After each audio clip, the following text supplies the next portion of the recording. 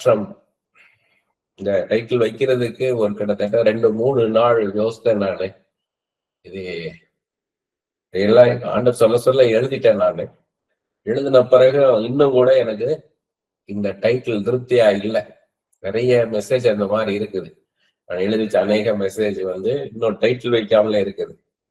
ஏன்னா ஏதோ ஒரு தலைப்பு கொடுப்போம் அப்படின்னு கிடையாது, அட்ராக்டிவா கொடுக்கணும் அப்படின்னு கிடையாது, ஆப்டா இருக்கணும். அதுக்கு இன்னும் கூட இன்னும் மாத்த கூட செய்யலாம். நம்முடைய வாழ்க்கையில் ஏதோ ஒரு காரியம் நடக்காமல் இருந்து கொண்டே இருக்கின்றது. எப்போது நடக்கும்னே தெரியல. ஒரு காரியம் நமக்கு நடக்காம நின்றுட்டே இருக்குது. எப்ப அந்த காரியம் நடக்கும் அப்படின்னு நமக்கு தெரியல. அதுக்கு காத்திருக்க வேண்டி இருக்குது.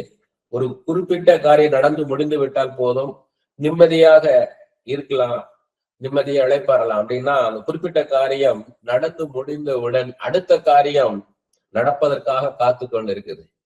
ஒரு காரியம் முடிஞ்சு அடுத்த காரியம் வருது. அந்த காரியங்கள் என்னவா இருக்கலாம்? கடனை அடைப்பதாக இருக்கலாம், சொந்தமாக வீடு வாங்கும் காரியமா இருக்கலாம், வேலைக்கான காரியமா இருக்கலாம், திருமண காரியமா இருக்கலாம், குழந்தை பெறும் காரியமா இருக்கலாம், இடமாறுதல் காரியமாக இருக்கலாம். ஏதோ ஒரு காரியம் நடந்தேற நாம் காத்திருக்க வேண்டியுள்ளது. இப்ப கிரிக்கெட்ல பாத்தீங்கன்னா 1 டே கேம்ல அன்னைக்கே தெரிஞ்சிடும் யாரு ஜெயிச்சா தோத்தான்னு தெரிஞ்சிடும், ரிசல்ட் தெரிஞ்சிடும் நமக்கு.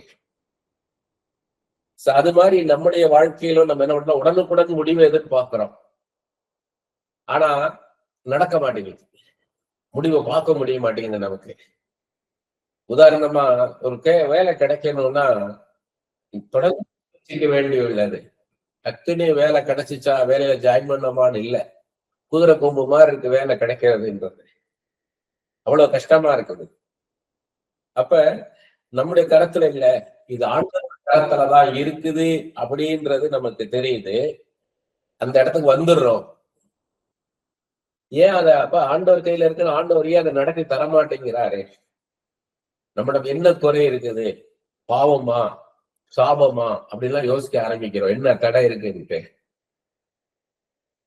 சரி, நீதிமான்களுக்கு இப்படிப்பட்ட கஷ்டங்கள் இல்லையா அப்படின்னா, பாவமே செய்யாத நீதிமான்களுக்கு இப்படிப்பட்ட கஷ்டங்கள் இல்லாம இருக்கான்னா, அவங்களுக்கும் பிரச்சனைகள், போராட்டம், நெருக்கடி, காலதாமதம், காத்திருக்குதல் இருக்குது.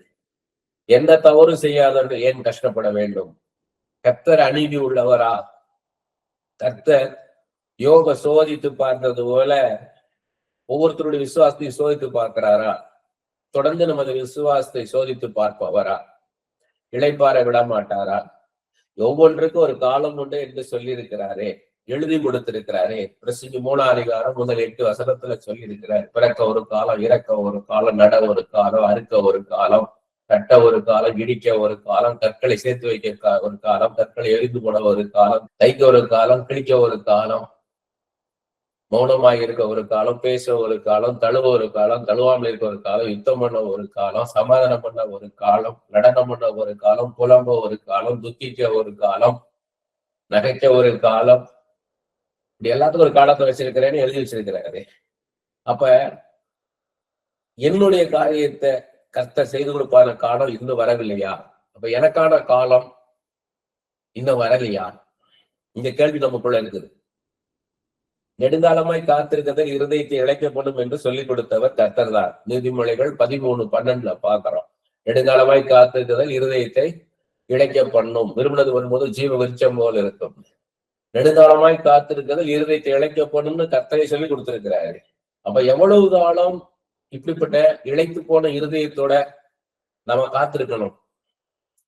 இப்ப பழைய ஏற்பாட்டு காலத்துல பாத்தீங்கன்னா இசக்கார் கோத்திரம், 12 கோத்திரத்துல ஒரு கோத்திரம் இசக்கார் கோத்திரம். அதாவது 30ஆம் அதிகாரம் 18ஆம் வசனத்துல நீங்க பார்க்கலாம். இசக்கார் கோத்திரம் தான் காலங்களையும் சமயங்களையும் சொல்லுவதற்காக கர்த்தர் ஏற்படுத்துறது.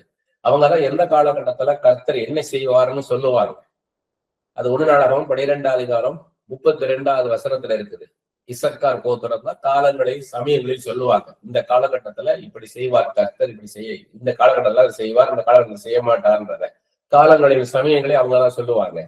அதுக்கப்புறம் தீர்க்கதரிசிகளை கொண்டு சொன்னாரு ஆண்டவர், இந்த காலகட்டத்துல இது நடக்கும், இதை செய்வாரு, சீக்கிரத்துல இதை செய்வாரு அப்படின்னா தீர்க்கதரிசிகளை கொண்டு சொன்னாரு.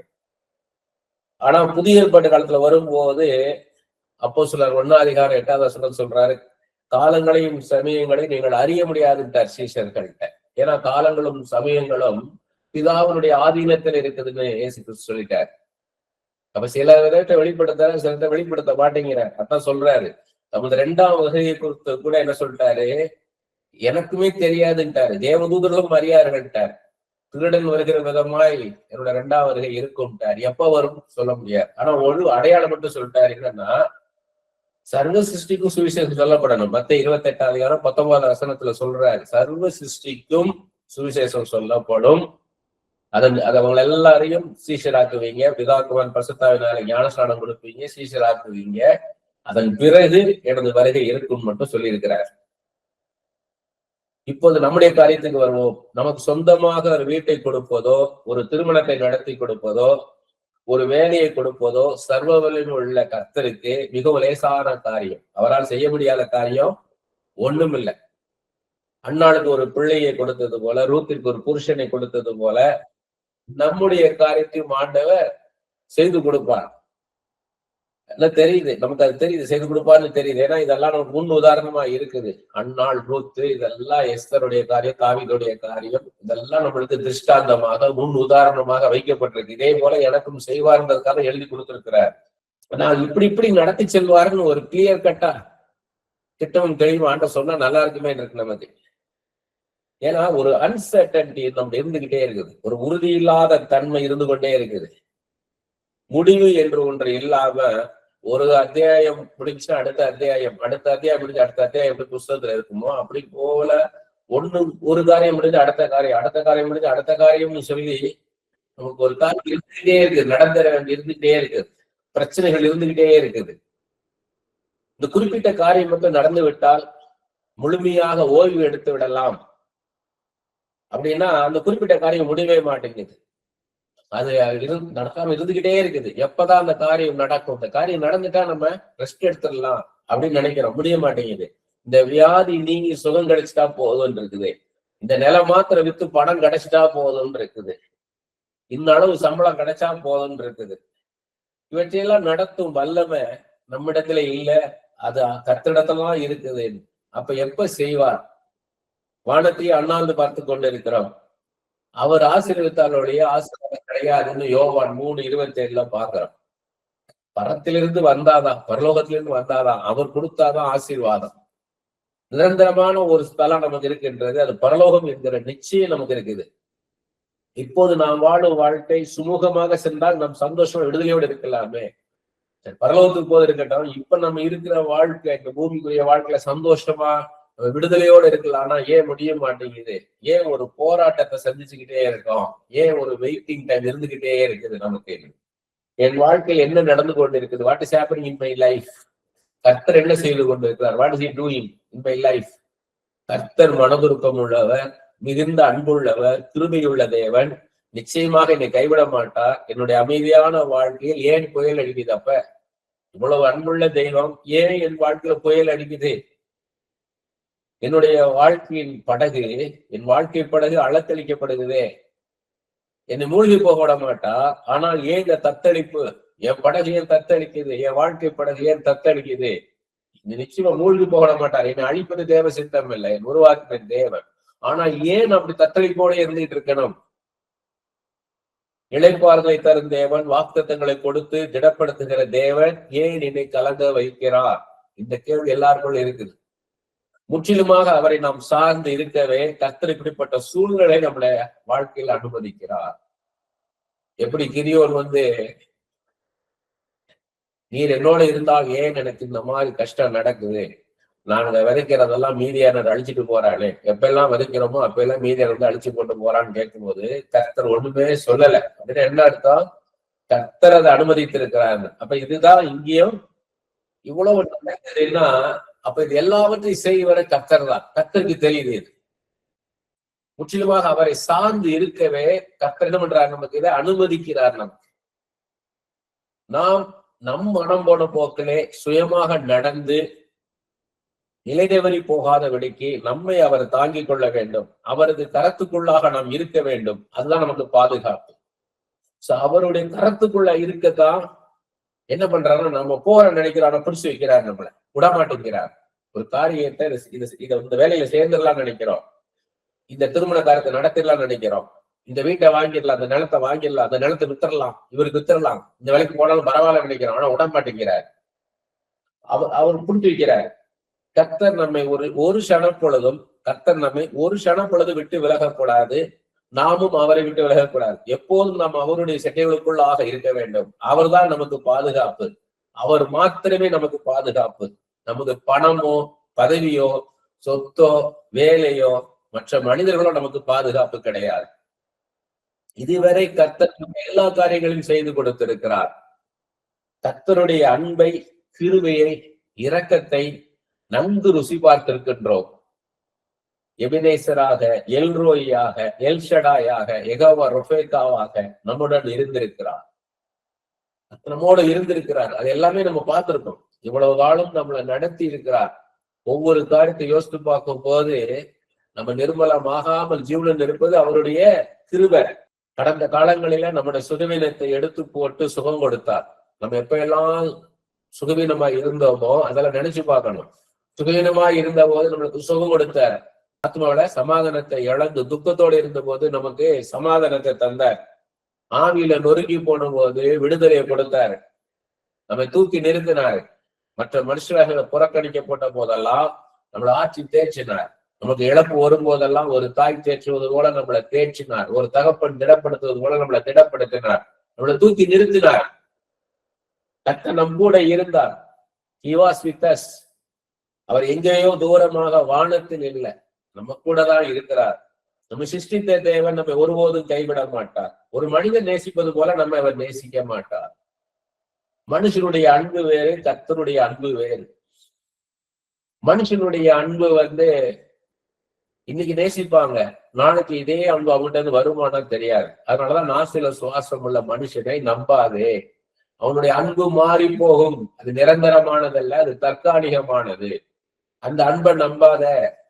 நான் தான் கண்மலை, மாறாத கண்மலை, என்னை நம்புனார். அவருடைய அன்பு தான் மாறாதது. மனுஷனுடைய அன்பெல்லாம் மாறி போகும். அதனாலதான் சொன்னாரு, என்னையை நம்புனார். ஒரு மனுஷன் நேசிப்பது போல அவர் நம்ம நேசிக்க மாட்டார். மனுஷன் என்ன செய்வான், நமக்கு சரின்னு சரிதா, சரி போ அப்படின்ட்டுருவான். நாத்தான் பாத்தீங்கன்னா தாவீது சொல்றாரு, நான் நல்ல கேதுரும்புற மாளிகையில் இருக்க அரண்மனையில, ஆனா கர்த்தருடைய பெட்டி திரைச்சீலைகளை இருக்குது கூடாரத்துல, அது நான் கேதுருமரத்துல நான் பெருசா கட்ட போறேன். உடனே கர்த்தருடைய காரியத்தால செய்யின்றார். ஆனா ஆண்டவர் சொன்ன கட்டக்கூடாதுன்றாரு தாவீது. நீ கட்டக்கூடாது. அப்ப அன்பு யாருக்கு? நாத்தானுடைய அன்பு பெருசா, கர்த்தருடைய அன்பு பெருசா? கர்த்தருடைய அன்புதான். கர்த்தர் என்ன சொல்றாரு, அவனை ராஜா வாக்குனது, தாவீதை ராஜா வாக்குனதே கர்த்தர் தான். நாத்தான ராஜா வாக்குனாரு. இதுவரை தாவீதை நடத்தினது யாரு? கர்த்தர். கர்த்தர் தான் நடத்தி கொண்டு வந்தாரு. அப்ப அவருக்கு தெரியும் இவர் எப்படி கொண்டு போகணும்னு. இடையில இவரா ஒரு கருத்தை நினைக்கிறாரு. ஆனா ஆண்டவர் செய்யக்கூடாதுன்னாரு. ஆனா என்ன பண்ணாருன்னா, அது நல்லது செஞ்சு கொடுத்தாரு. செய்ய வச்சாரு. இதுவரை நான் அப்படி நினைக்கல, யார்கிட்டையும் நான் எனக்கு ஒரு ஆலயத்தை கட்டணி கேட்கல, நான் கூடாரத்துலதான் இருந்தேன்.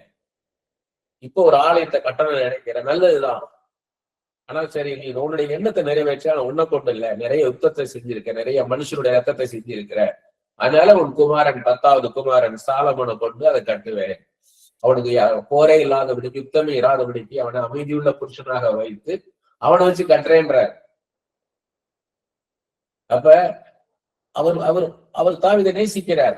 நேசிச்சதுனாலதான் ஆடு மேய்ச்சிட்டவன அரசனாக உயர்த்துறார், ஒரு தீர்க்கதரிசியாக உயர்த்துறாரு.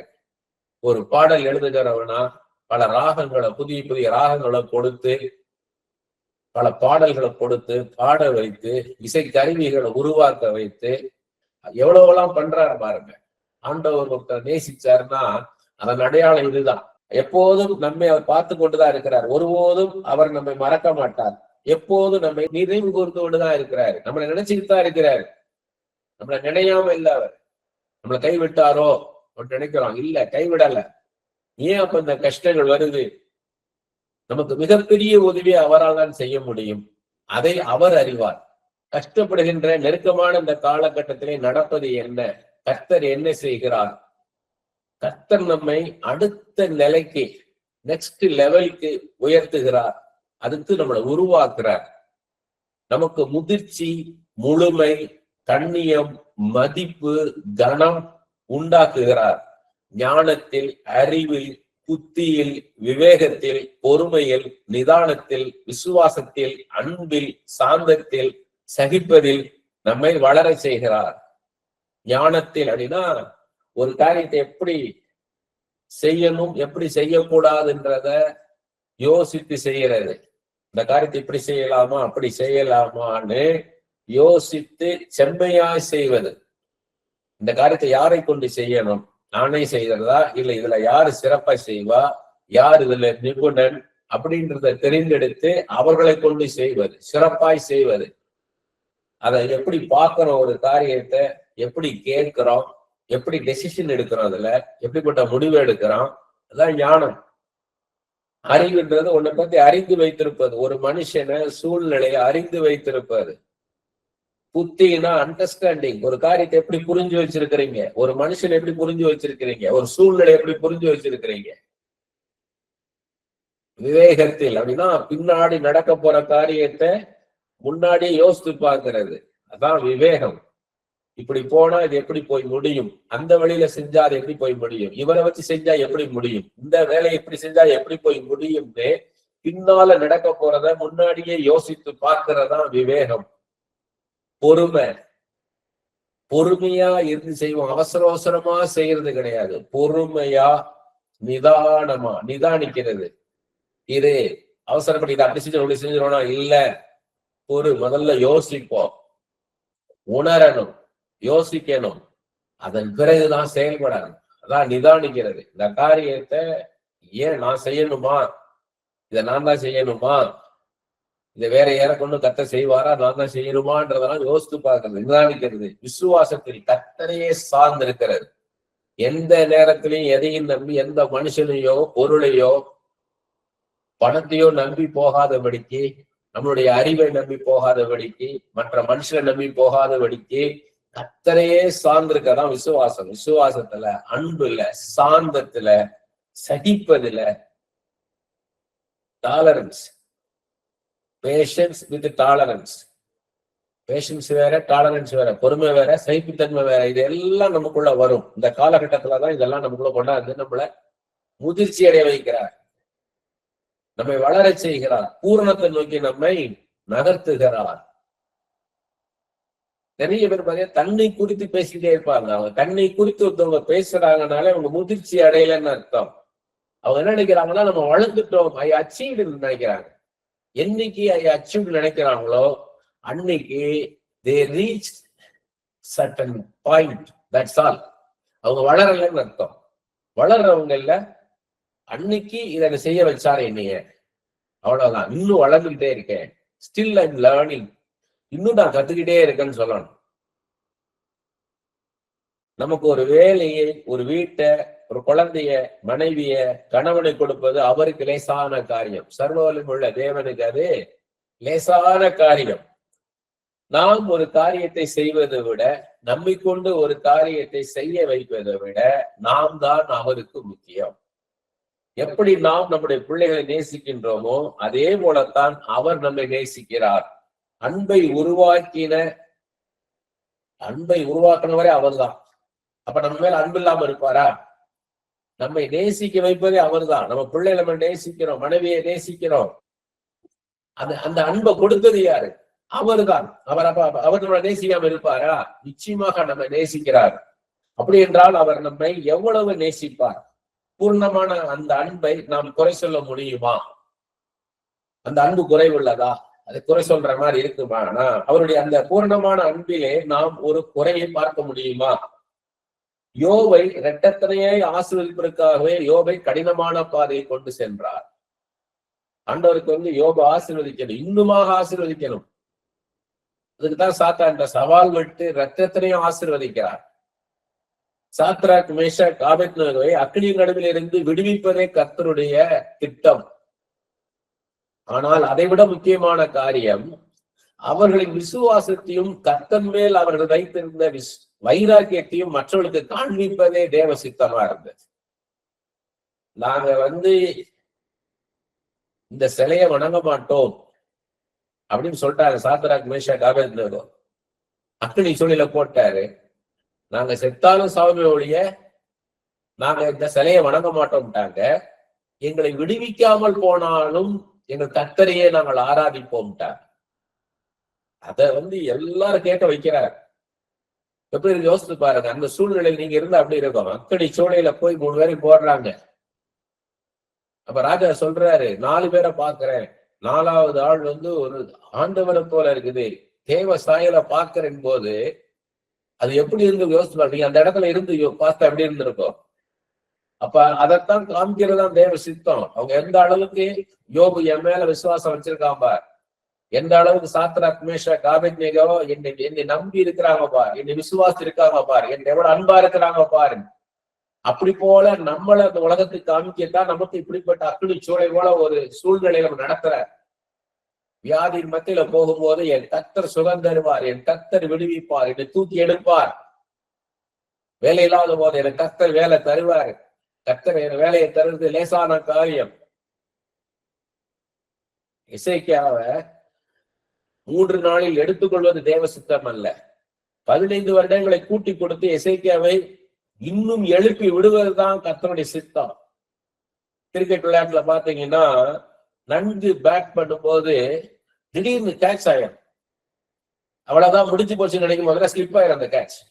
அவன் பிடிச்சிட்டான் அவ்வளவுதான் வரும்போது ரொம்ப ஈஸியான கேட்சா இருக்கும். அது நல்லா மேல இருந்து வரதா இருக்கும். போய் பிடிக்க போகும்போது ஸ்லிப் ஆயிடும். அதுக்கப்புறம் பாத்தீங்கன்னா இந்த பேட்ஸ்மேனுக்கு ரீல் லைஃப் மாதிரி, அது இன்னொரு வாழ்க்கை மாதிரி பிரம்மான்னு விளையாட ஆரம்பிப்பான். அதான் டேர்னிங் பாயிண்ட். அப்படி போலதான் என்ன பண்றாருன்னா, நிறைய பேரை குருடரா வைத்து அவங்களுக்கு பார்வை கொடுக்கிறார், முடவனா வைத்து கால்களை கொடுக்கிறார், செவிடனா வச்சு காது கேட்க வைக்கிறார், மறிக்க வைத்து உயிரோடு எழுப்புறார். ஏன்னா அதன் பிறகு அவங்க செகண்ட் லைஃப் பாத்தீங்கன்னா கர்த்தருக்காக வைராக்கியமா எழுப்புவார். யோவான் எழுதின சுவிசேஷம் 12ஆம் அதிகாரம் 9வது வசனம்.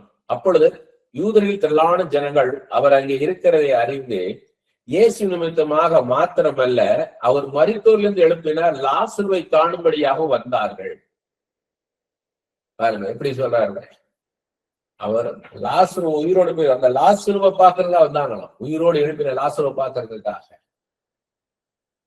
எவ்வளவு பெரிய டெஸ்டிமனி பாருங்க. லாசருவை எப்படி பேசியிருப்பாரு இல்லையா? எல்லாரும் பாக்குறாங்க. இயேசு மாத்திரம் இல்ல, லாசரு பார்க்கும்படியாக வந்தாங்க. லாசருடைய சாட்சி எப்படி இருக்கும்? பர்திமேயு குருடனா இருந்து பார்வை கிடைச்ச பர்திமேயுடைய சாட்சி எப்படி இருந்திருக்கும்?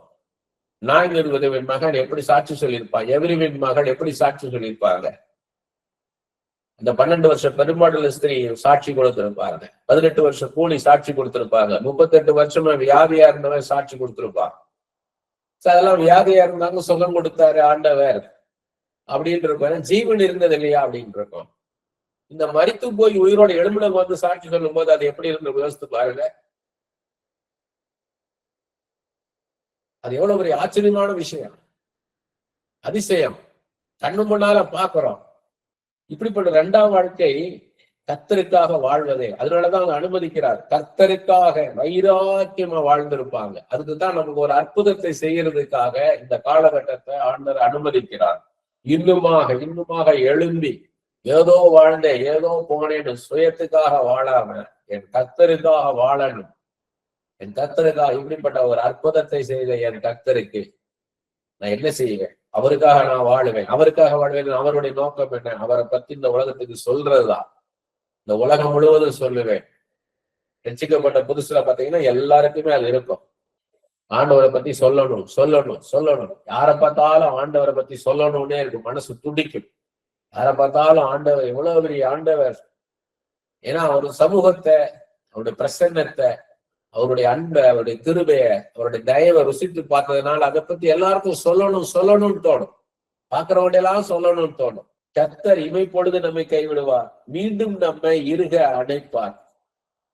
கர்த்தர் ஒருபோது நமக்கு எதிராக செயல்படுவார் அல்ல. நம்மை செம்மைப்படுத்துவதே அவரது நோக்கமாகும். நம்மை பெற்றெடுத்த தாய் தகப்பன் கூட சில நேரங்களில் நம்மை மறந்து போகலாம், மறந்து போக நேரிடலாம். அப்படிப்பட்ட சூழ்நிலைகள் ஏற்படலாம். ஆனால் கர்த்தர் நம்மை ஒருபோதும் மறக்க மாட்டார். எந்த மனிதனும் எந்த சூழ்நிலையிலும் கர்த்தர் நமக்கு செய்ய நினைப்பதை தடை செய்ய முடியாது. கர்த்தர் நமக்கு செய்ய நினைக்கிறத யாராலும் தடை செய்ய முடியாது. செங்கடலை 2ஆக பிரிப்பார், வழி உண்டாக்குவார், கோலியாத்தை வீழ்த்துவார், ஜெயத்தை நமக்கு தருவார். குயவன் கரத்தில் இருக்கும் களிமண் போல நாம் கர்த்தருடைய கரத்தில் இருக்க வேண்டும். என்னை உருவாக்கும் ஆண்டவரே, நமக்கு பிரியமான பாத்திரமாக என்னை உருவாக்கும் என்று நாம் கர்த்தரிடம் கேட்க வேண்டும். அவர் நம்மை உருவாக்குவார், உயர்த்துவார். இந்த காலகட்டம் ஒரு டிரான்சிஷன் டைம். நமக்கு ஒரு நிலையில இருந்து அடுத்த நிலைக்கு, ஒரு லெவல்ல இருந்து அடுத்த லெவலுக்கு நம்மள கர்த்தர் உயர்த்துகிற நேரம். இந்த காலகட்டத்துல என்னை உருவாக்க ஆண்டவரேன்னு கேட்கணும். வேண்டாத காரியங்களை என்னை விட்டு எடுத்து போடுமாப்பான்னு கேட்கணும். நம்மகிட்ட சுயமாக சில காரியங்களை செய்து கொண்டிருப்போம், பேசிக் கொண்டிருப்போம். அதெல்லாம் நம்மளை விட்டு எடுத்து போடுமாப்பான்னு கேட்கணும். என்னிட்ட இருக்கிற பெருமை என்னை விட்டு எடுத்து போடும் ஐயா, சுயத்தை என்னை விட்டு எடுத்து போடும். முதல்ல பெருமை, நான், எனக்கு, என்னுடைய, என் படிப்பு, என் உத்தியோகம், என் சொத்து, என் நண்பர்கள், இதெல்லாம் பெருமையா சொல்லிட்டு இருப்போம். சிலர் குதிரைகளை குறித்தும் சிலர் ரதங்களை குறித்தும் மேன்மை பார நாங்களோ நாங்கள் வணங்குகிற தொழுது கொள்ளுகிற எங்கள் தெய்வத்தை குறித்தே மேன்மை பாராட்டும் சங்கீதம் 27 பாக்குறோம். அப்ப அதெல்லாம் நம்பியிராதபடிக்கு நம்மள வாழ வைக்கிறதுக்கு தான் அதை விட்டு பிரிச்சு எடுக்கிறாரு. பதவியை நம்பி வாழக்கூடாது. நிறைய பேர் என்ன பண்ணுவாங்கன்னா, மற்ற மனுஷங்களை உயர்வா பார்ப்பாங்க, நம்ம தாழ்வா பார்ப்பாங்க. அப்ப நம்ம சோர்ந்து போகக்கூடாது. அவங்கள மாற்றத்தை உண்டாக்குவார் ஆண்டவர். உங்களை அற்பமா பாக்குறவங்களை உங்களை அற்புதமாக பார்க்க வைப்பார். என் வாழ்க்கையில நடக்கிறத நான் சொல்றேன். என்னை அற்பமா பார்த்தவங்களால என்னை தேடி வர வச்சார் ஆண்டவருடைய மைபண்டே சொல்றேன் நான். அதனால இப்ப நீ அற்பமா நடத்துறவங்களுக்கு நினைப்பேன், நாளைக்கு இவங்களை தேடி வருவாங்க. என்னை உதாசீனப்படுத்துறவங்க, என்னை புறக்கணிக்கிறவங்க, எங்களை அவமானப்படுத்துறவங்க என் முன்னாடியே மற்ற ஊழியக்காரங்களை பெருசா பேசுவாங்க. அப்ப எனக்கு மனசுக்குள்ள சோர்வு வரும். அது ஏன் சோர்வுனா துக்கம் வரும். அது ஏன் துக்கம்னா அவங்கள குறித்து இப்படி இம்மெச்சூர்டா இருக்காங்களே. பட்சபாதம் உள்ள தேவன் அல்ல. ஒருத்தன் பட்சபாதம் பண்றானாலே is not right person. Is love is not right kind of love. அவனோட அன்பு சரியான அன்பு கிடையாது. அது அபிஷேகம் இல்லாதவங்க பார்த்தீங்கன்னா, அபிஷேகம் இல்லைன்னா அவங்க மாம்சத்துலதான் பேசுவாங்க, மாம்சத்தான் நடப்பாங்க. அதை பொருட்படுத்தவே கூடாது. அனாயிண்டட் பர்சன் என்ன அர்த்தம்? அவங்களுக்குள்ள ஆவியானவர் இருந்தவங்களை நடத்துவார், வசனத்தை சொல்லிக் கொடுப்பார். பட்சபாதம் பண்ணாத, மிடுக்குள்ள வஸ்திரம் தரிச்சிருக்கிறான்றதுக்காக அவன பக்கத்துல உட்காருன்னு, தரித்திரமா இருக்காதுக்காக அங்கவே உட்காரு, தூரத்துல இருந்து பாதப்படியில உட்காருன்னு சொல்லாத. அவன் விசுவாசத்தை பாரு, 2 பேருடைய விசுவாசத்தை பாரு. அவன் ஐஸ்வர்யவானோ, அவன் ஏழையோ, அவன் விசுவாசத்தை பாரு. யார் மேல விசுவாசம் அதிகமா இருக்கோ அவனை கனப்படுத்தினுவார். கர்த்தரையே சார்ந்து இருக்கிறவன், கர்த்தரையே நம்பி இருக்கிறவன் அவனை கனப்படுத்திடுவார். உங்கள்கிட்ட இருக்க காசை வச்சு உங்கள்கிட்ட பழகிறாங்கன்னா அது உங்களுக்காக பழகிற பழக்கம் அல்ல. உங்க காசுக்காக, உங்க பதவிக்காக பழகிறாங்கன்னா அது உங்களுக்காக பழகிற பழக்கம் அல்ல, உங்க பதவிக்காக. பிரபலமான சில ஊழியக்காரர்களுக்காகவும் சமுதாயத்தில் உள்ள சில பிரபலமான உங்களுடைய பழக்கம் இருக்கிறதுனாலையும் அதுக்காக என்கிட்ட சில பழகுவாங்க. அவங்களோட நான் பழக மாட்டேன். ஏன்னா எனக்காக அவங்க வரல.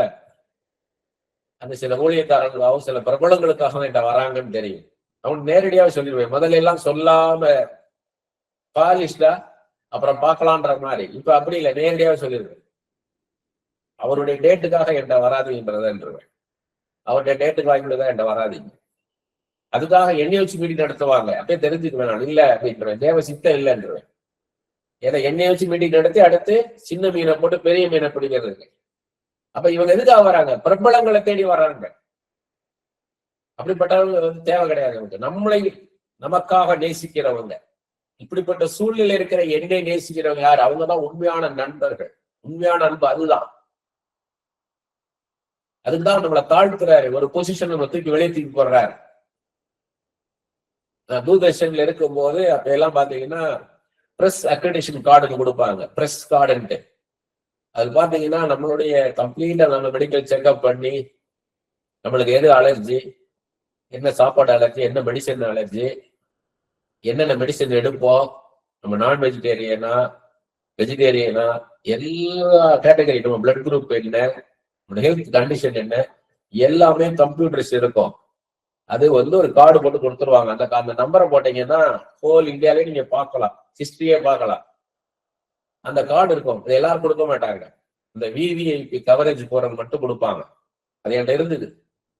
அது இருந்துச்சுன்னா எப்பனாலும் கவர்னர் மாளிகைக்குள்ள போகலாம், சீஃப் மினிஸ்டர் கூட சேம்பருக்குள்ள போகலாம், எந்த இடத்துக்கு நீங்க போகலாம் அந்த கார்டு இருந்ததுன்னா. அதெல்லாம் தூக்கி போட்டார் ஆண்டவர். ஒண்ணுமில்லாம ஆக்கினார். ஒண்ணுமில்லாமக்கி வெறுமையாக்கினார்.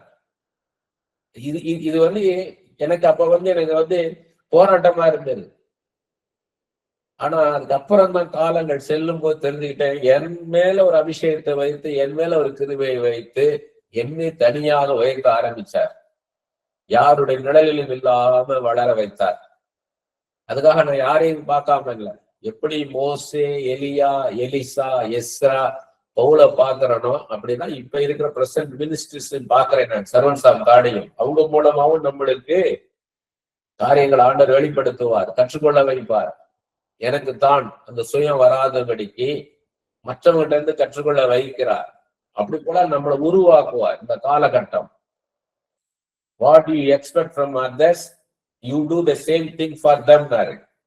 உன்னை போல பிறனி நேசின்றதுக்கு அது சொல்லி கொடுத்தாரு. இதுல வேதம் முழுவதும் அடங்கும், வாழ்க்கை முழுவதும் அடங்கும்ட்டாரு. அப்ப நம்ம மத்தவங்கிட்ட என்ன எதிர்பார்க்கிறோம்? ஒரு சின்ன பொருளை கொடுத்தா கூட ஒருத்தவங்க நன்றி சொன்னாங்கன்னா எவ்வளவு சந்தோஷம் பெறோம். அதை நம்ம அவங்களுக்கு செய்யணும். மொத்தம் ஒரு சின்ன பொருள் கொடுத்தாலும் ஹோல் ஹார்ட்டட்லி, முழு இருதயத்தோட நன்றின்னு சொல்லணும். ஒரு 10 நிமிஷம் பேசுவாங்களான்னு நினைக்கிறோம், 1 மணி நேரம் நம்மளோட ஸ்பெண்ட் பண்றாங்க டைம், அவங்க வேல்யூபிள் டைம். அதுக்கு நன்றி சொல்லி ஒரு ஷார்ட் மெசேஜ் போட்டீங்கன்னா எப்படி இருக்கும்? அவங்களுக்கு ஒரு SMS அனுப்புனீங்கன்னா, thank you for your valuable time and prayer. அது நன்றி உணர்வு வேணும். அது எப்ப வரும்? உண்மையா நேசிச்சாதான் வரும். மனம் மேட்டிமை இருக்கவங்கள்ட்ட வராது, சுய இருக்கவங்கள்ட்ட வராது.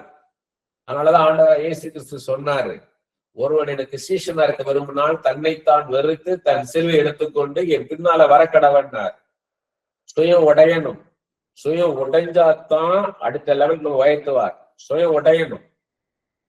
சில கொள்கைகள் வச்சுட்டு இருப்பாங்க, அது உடையணும். நான் இப்படித்தான், எனக்கு இப்படித்தான் நான் இருப்பேன், இப்படித்தான் வாங்க, அதை உடைப்பார். அதை உடைச்சுதான் தூக்குவார். கம்பேர் பண்ணக்கூடாது. ஒரு நாள் யாரையும் கம்பேர் பண்ணக்கூடாது, அது தவறானதாகும். ஒரு அக்கா தங்கச்சியா இருக்கலாம், ஃப்ரெண்ட்ஸா இருக்கலாம், கம்பேர் பண்ணக்கூடாது. இந்த சிஸ்டர் பயங்கரமா ப்ரே பண்ணுவாங்க அப்படின்னு என்ன அர்த்தம்? மத்தவங்க என்ன சொல்றீங்க, இவங்க அப்படி ஜெபிக்க மாட்டாங்கன்றீங்க, அது தவறு. கர்த்தரோடு உள்ள உறவுல யார் இருக்கான்னு உங்களுக்கு என்ன தெரியும்? யார் கர்த்தரோடு கூட நெருங்கி இருக்கிறார், அதை பார்க்கணும். கர்த்தர் யாரை நேசிக்கிறாரு? லாசரு சுகவீனமா இருக்கிறாரு. அப்ப மார்த்தாளும் மரியாளும் என்ன சொல்லி அனுப்புறாங்க? நீர் நேசிக்கிறவர், நீ நேசிக்கிற லாசரு கஷ்டப்படுறான்னு சொல்லி அனுப்புறாங்க. யோவான் 11ஆம் அதிகாரத்துல படிச்சு பாத்தீங்கன்னா தெரியும். அப்ப கர்த்தர் யாரை நேசிக்கிறார்? நமக்கு அவர் எப்படி பார்ப்பாரோ ஒரு விஷயத்த, ஒரு மனுஷன் எப்படி பார்ப்பாரோ அப்படி நம்மளை பார்க்க வைக்கிறத உருவாக்குற நேரம் தான் இது. ஒரு லீடராக உங்களை உருவாக்குறாரு. நேர் பற்றி இருக்கணும். நம்ம எப்பயுமே வானத்தில் அப்படி மிதக்க கூடாது. பொறுமையா இருக்கணும். ஒரு விஷயத்த சொல்லலாம் கூட யோசிக்கணும், 10 தடவை யோசிக்கணும். இது வெளியே சொல்லலாமா இந்த விஷயத்த? இது சொன்னா என்ன ஆகும்? ரகசியம் அப்படின்னு ஒண்ணு ஆண்டு சொல்லி கொடுத்திருக்கிறாரு. மரியாள் இயேசுவை பாக்குறாங்க, அவர் தெய்வம், சாதாரண மனுஷன் கிடையாது. மிச்சவங்களோட பம்பரம் விளையாடலாம், கபடி விளையாடலாம், அப்படிதான் விளையாண்டு இருப்பாரு மிச்சவங்களோட. ஆனா அவர் சாதாரண மனுஷன் இல்ல, மாம்சத்துல வந்த மனுஷன் இல்ல, தெய்வம் மனுஷனா வந்திருக்கிறார். அது வெளியே சொன்னாங்களா? அவரை வெளிப்படுத்தும் வரை இவங்க காத்திருக்கிறாங்க. யாக்கோபு யோசேப்பு சொப்பனத்தை சொல்லும் போது எதிர்த்து பேசிட்டாரு. சகோதரர்கள்லாம் ஏத்துக்கிடல. உயர்த்த போறாரு, எல்லாரும் விட தன்னை உயர்த்த போறாருன்னும் போது மத்தவங்க ஏத்துக்கல, இவரும் ஏத்துக்கல யாக்கோபும். நானும் அம்மாவும் அவனுடைய எனக்கு எங்களுக்கெல்லாம் மேலே போற உன்னை வணங்க போறமான்னாரு. ஆனா தன் இருதயத்துல இதை வைத்துக் கொண்டார்.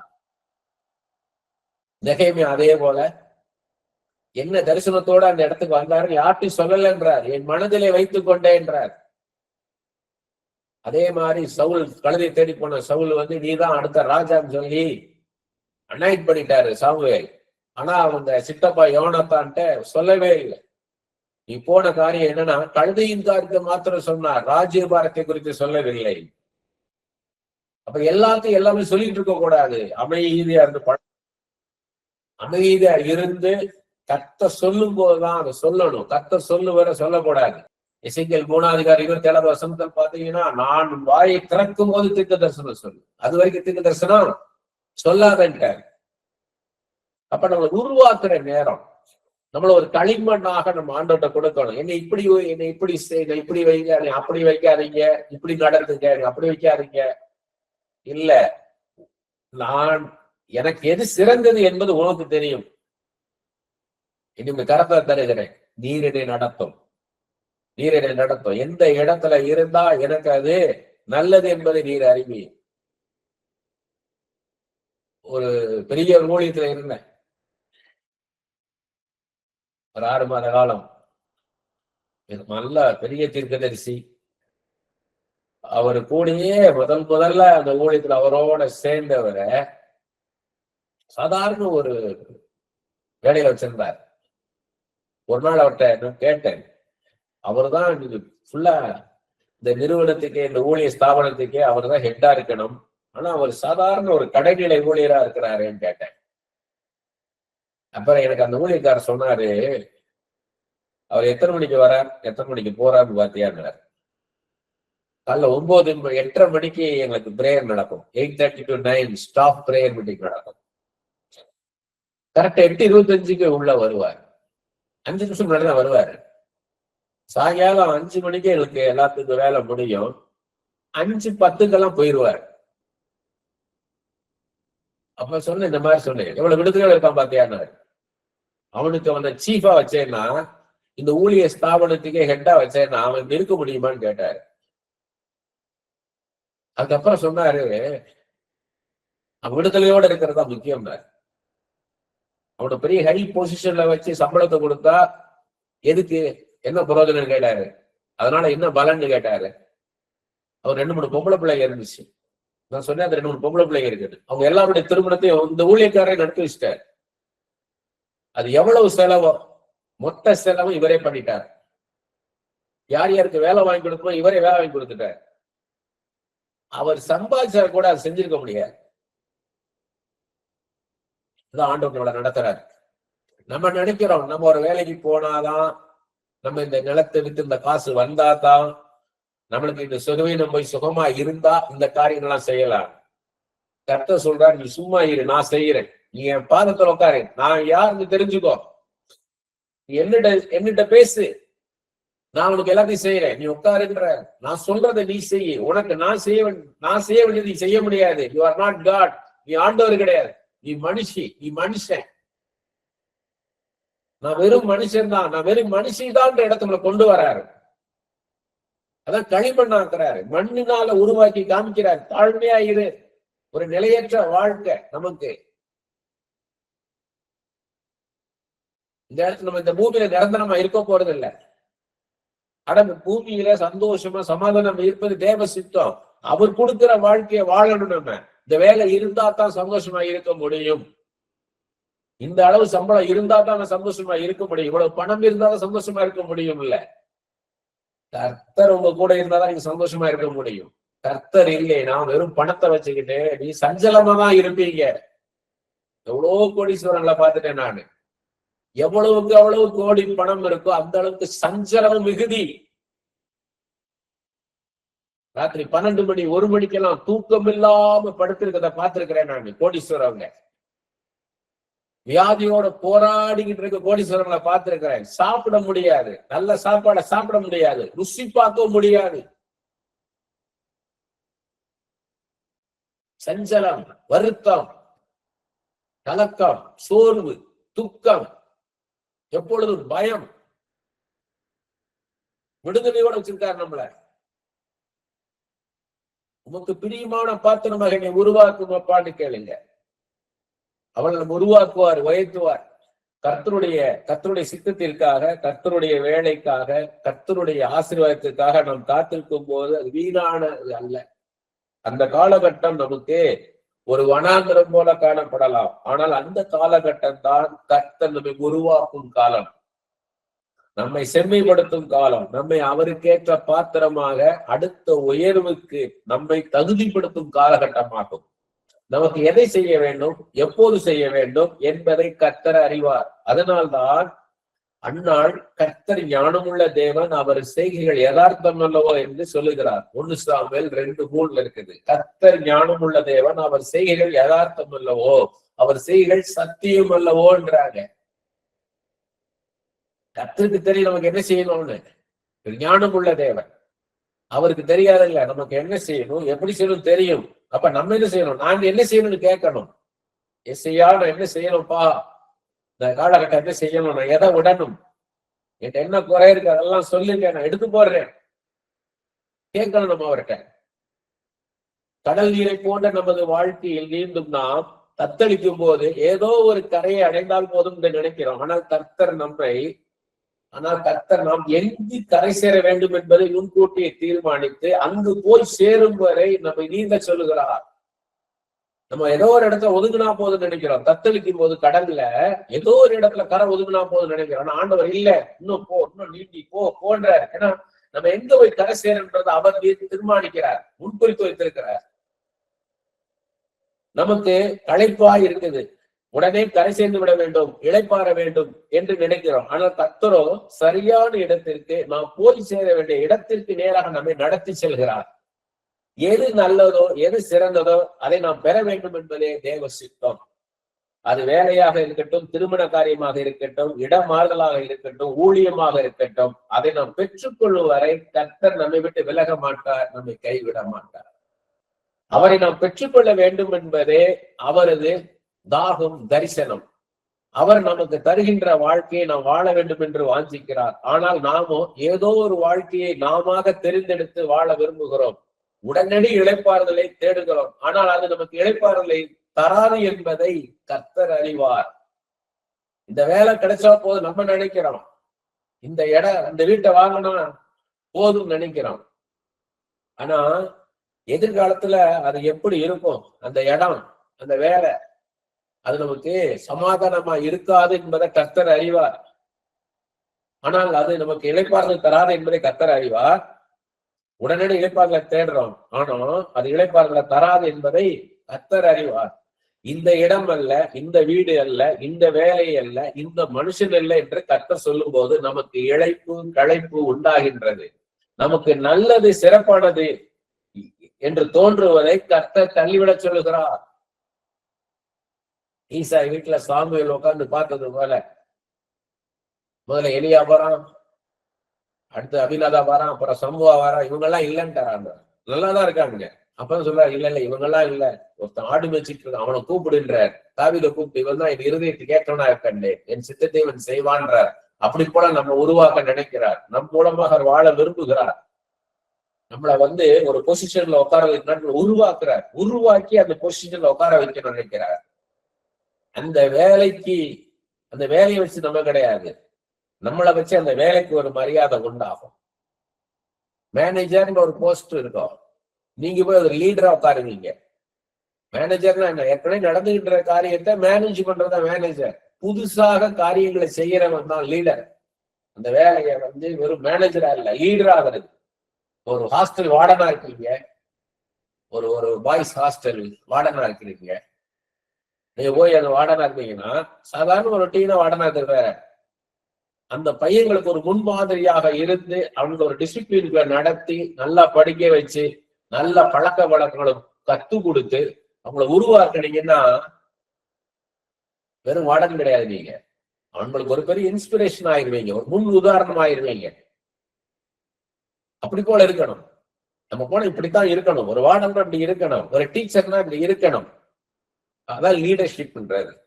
ஒரு லீடராக இருக்கணும். நீங்க அதுக்கு உங்களை ப்ரிப்பேர் பண்ணணும். நீங்க உங்களை ப்ரிப்பேர் பண்றது ஆண்டவர் ஹெல்ப் பண்ணுவார். ஆண்டவரே என்னை உருவாக்கும் ஐயா, என்னை உருவாக்கும்னு கேட்கணும்.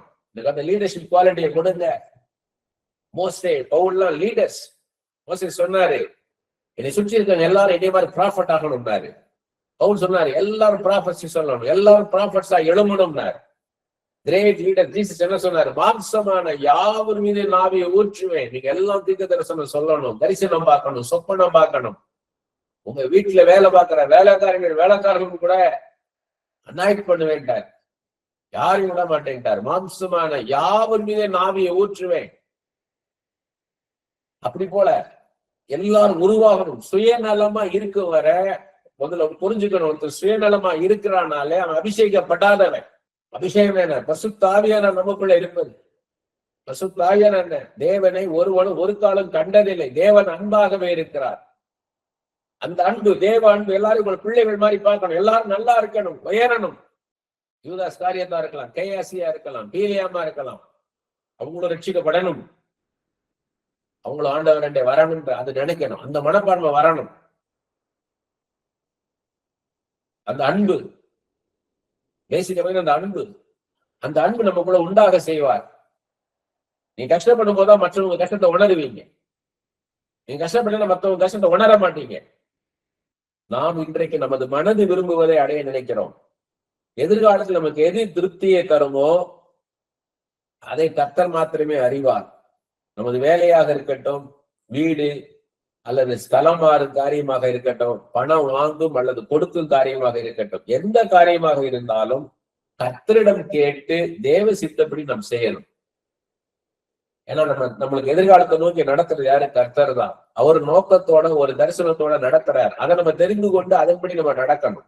நமது சுய இஷ்டப்படி, நமது மனதின்படி, நமது உணர்ச்சிகளின்படி நடக்க கூடாது. According to our mind and emotions we should not do anything.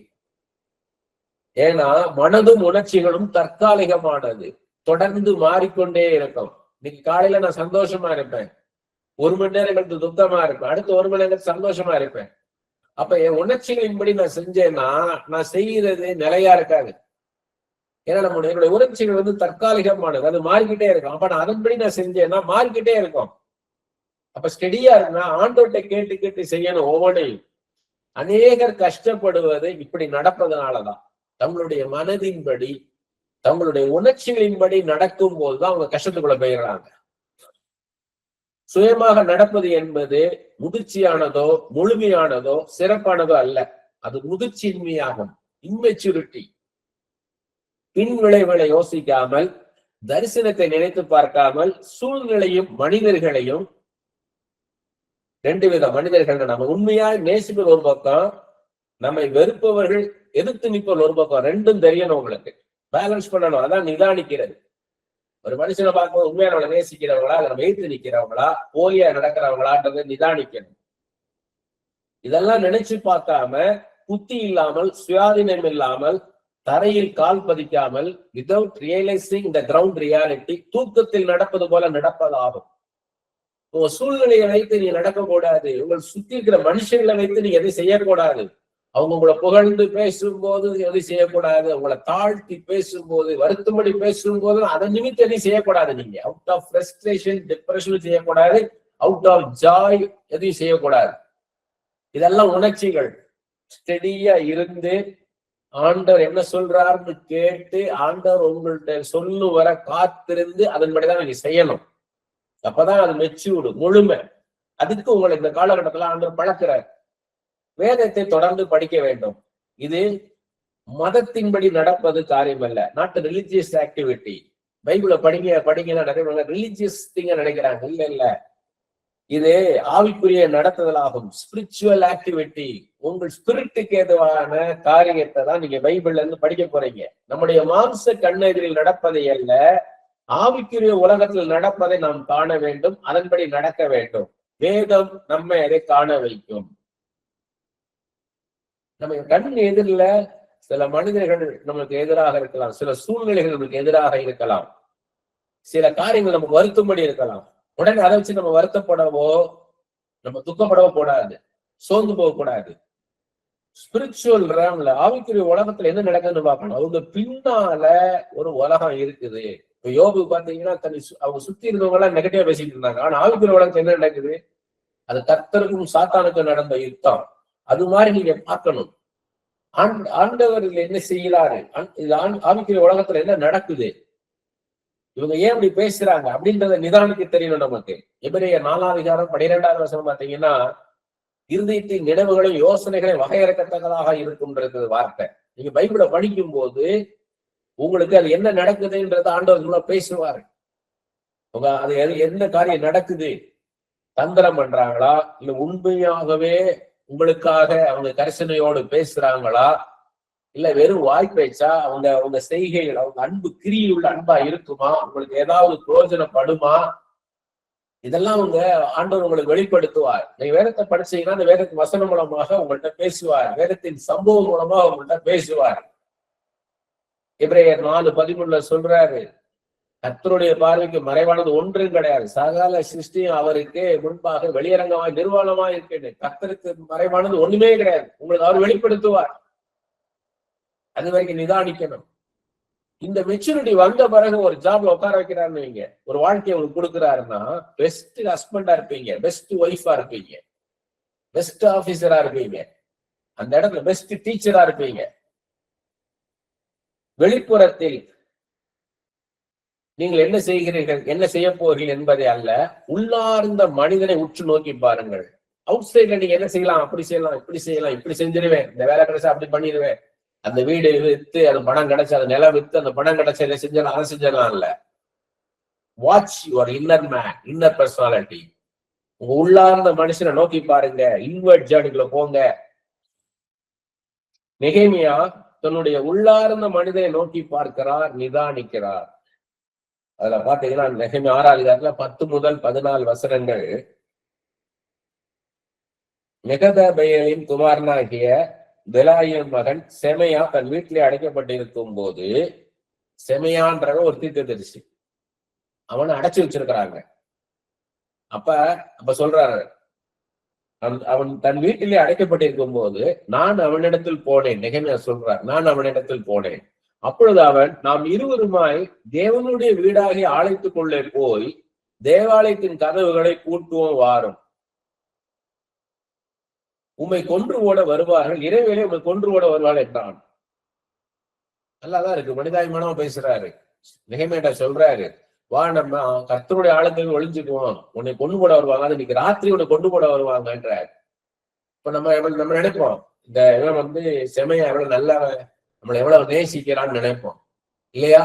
ஆனா அடுத்து பாருங்க, அதற்கு நான், என்னை போன்ற மனிதன் ஓடி போவானோ,